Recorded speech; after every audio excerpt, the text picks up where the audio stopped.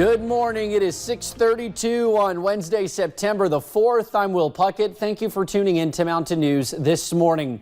Yesterday was a bit of a warm one. Today we could see just a rinse and repeat, but there is relief on the way. Let's send it on over to meteorologist Kelly McShane this morning to give us a breakdown of Kelly. What should we expect on this hump day? Well, we're expecting a lot like what we saw yesterday. We're expecting those warm temperatures once again with pretty minimal rain chances. But right now, the sun is starting to rise across the region. Beautiful view outside of the WYMT studios as that sun continues to rise this morning. A little bit of fog, but overall, a pretty calm start to the day. Visibility throughout the region. A little bit of fog into Harlan, Middlesboro, and Williamsburg. So be very careful traveling along any of those counties this morning, as well as those temperatures. We are feeling pretty good this morning, mid to lower 60s for the Cumberland Valley, and then upper 60s for Prestonsburg and Pikeville. Temperatures will be warm once again this afternoon, but relief is on the way. I'll have those details here in just a little bit, Will. All righty, Kelly, thank you. Well, images emerging from the Bahamas show widespread devastation from Hurricane Dorian. Thousands of homes have been destroyed or damaged, and people have been using watercraft to try to rescue residents stranded by floodwaters. The storm is expected to spare Florida a direct hit, but could make landfall in the Carolinas later this week. Information about Dorian comes from hurricane hunters with the U.S. Air Force, who track storms from the sky. Chief Pilot Lieutenant Colonel Jeff Ragusa and his crew are collecting data to track its projected impact around the clock, about 10,000 feet in the sky. The crew drops GPS sensors like these while flying directly through the eye of the hurricane's edge and back again as many as 4 times. They gather information about the storm's speed, direction, and winds. They plug that information into the models to make that forecast model 25% more accurate due to the information that we've collected inside the storm. I've been doing this a long time. I've ridden out storms on the ground, and I've flown through a lot. I will fly through a hurricane any day before I ride one out on the ground, if that puts it into perspective for you. There are only 12 of these aircraft the hurricane hunters can use to fly through storms. They can also withstand thunderstorms, whereas every other aircraft in the world must stay at least 10 to 20 miles away. Crews from Lexington are no longer going down to Florida to help with hurricane relief efforts. Kentucky Baptist Relief was planning on sending 100 volunteers tomorrow morning. However, they say they're not sending people, and they are going to take it day by day to see if states need help. The organization has helped with hurricane, tornado, and flooding efforts across the country.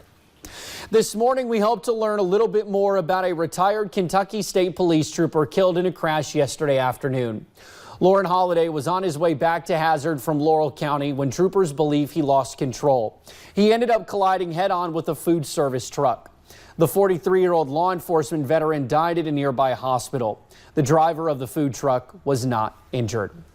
Holliday is a recent retiree of the Kentucky State Police. He was on the governor's personal detail. We did search through our archives and learned we interviewed him a handful of times through the years. He spent several years of his career at the Harlan Post when he first started out, and then moved to Post 13 here in Hazard. In 2004, Holliday, along with Trooper Ronnie Long, were credited with saving a little girl's life. It all happened during a long chase that led to a murder investigation. The car ended up dangling over a bridge. New this morning, an old interview with him talking about the incident.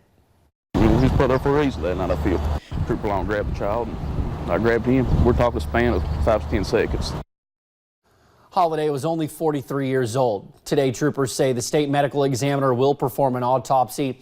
Once we know his funeral arrangements, we will share those with you. Now, officials also say they have identified an elderly man killed in a Floyd County crash. This happened south of the Buckingham community. That is close to the not Floyd County line near South Floyd High School. Troopers say 79-year-old Clark Thornsberry hit a guardrail on Kentucky 122 before crashing into an embankment. 9 miners are heading to Charleston later today. Attorneys for the Department of Labor and Black Jewel returned to court for an evidentiary hearing about the future of the coal sitting on the railroad tracks. The miners remain at the tracks, blocking the coal in Cumberland. WYMT's Emily Bennett talked to the miners as they anxiously await tomorrow's hearing. July 29th is a day these Black Jewel miners will remember forever. The day they took a stand for what they believe in. We're pretty strong still. I know some people think that we've died out. They're going on more than 6 weeks of sitting alongside the tracks waiting for pay. We're dealing with a lot of different things, you know, dealing with court, dealing with heat, dealing with other people thinking, you know, we're keeping them out of work. Wednesday afternoon, miners will be back in the Charleston courtroom. Chris Rowe is testifying, claiming his coal will not move. If we got a chance to stand up and voice our side to the judge, then I'll be more glad to do it. The judge previously ordered that the coal in the Clover Lake mine cannot be moved, but that order could be lifted. Our bargaining position hasn't changed, that these guys are not going to leave the tracks until they get paid. Attorney Ned Pillersdorf is confident the judge will continue to be on their side. So far, we've done very well in bankruptcy court. I have no complaints about the judge. I've got some complaints about the way Black Jewel has treated these miners.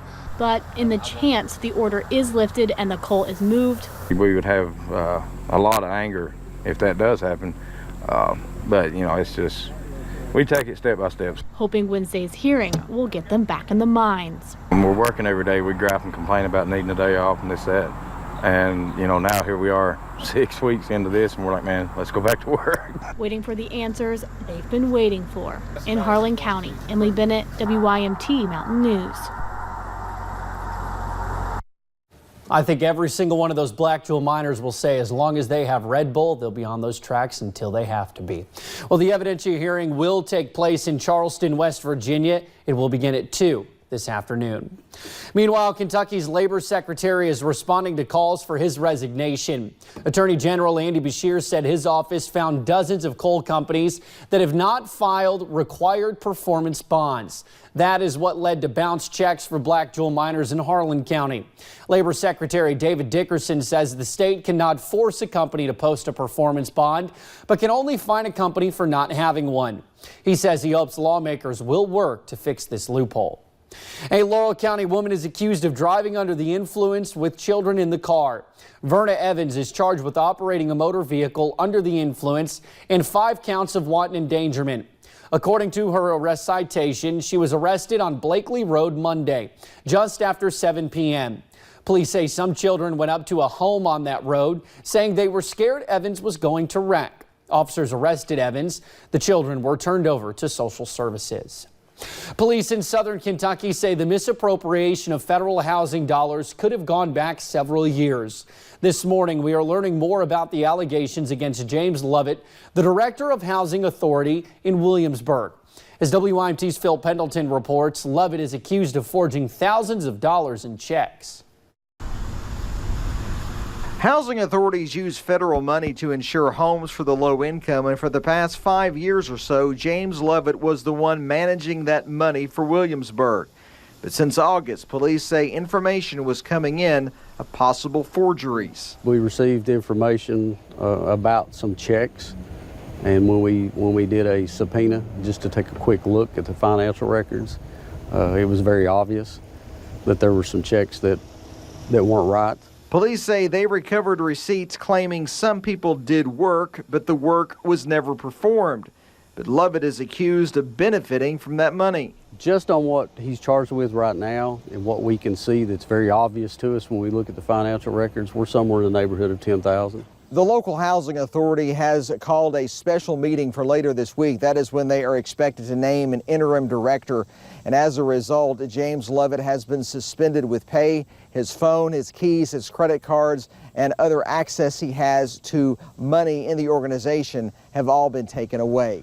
Police say the misappropriation of funds by Lovett went back at least 2 years, but more evidence is still out there. Like I said, we still have financial documents coming in. We anticipate presenting some of this to the October grand jury. And police say Lovett could also face federal charges since federal money was involved. In Whitley County, Phil Pendleton, WYMT Mountain News. Now, Lovett remains in jail where he did not want to talk to us about the charges.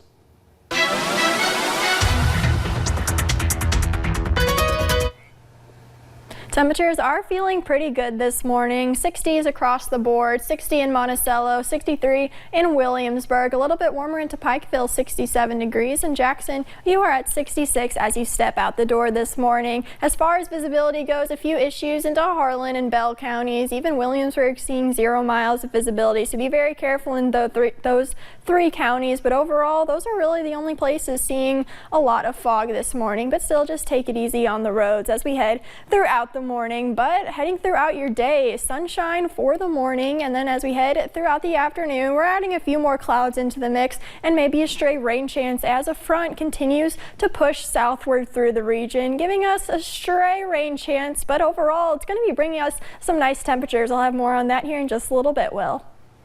All righty, Kelly, thank you. Well, we will have stories that are trending on WYMT.com next. Thank you for joining us right here on Mountain News this morning.